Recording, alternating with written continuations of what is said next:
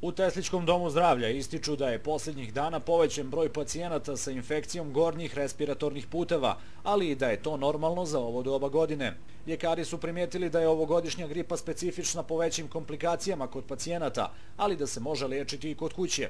Limunada, čajevice, vitamini i malo paracetamola uglavnom pobjeđuju bolest.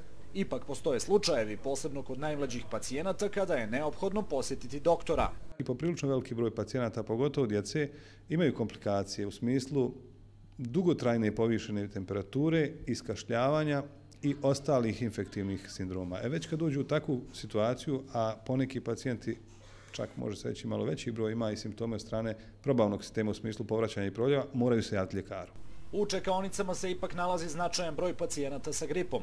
Pacijenti se za pomoć obraćaju ljekarima, ali koriste i takozvane narodne metode. Kažite nam kako se nosite sa simptomima gripe? Loše. Ali bit će bolje. Kažite mi da li imate neke svoje lijekove koje praktikujete, mimo ovih koji vam propišu doktori? Nemamo, samo od ljekara. Kako skidate temperaturu?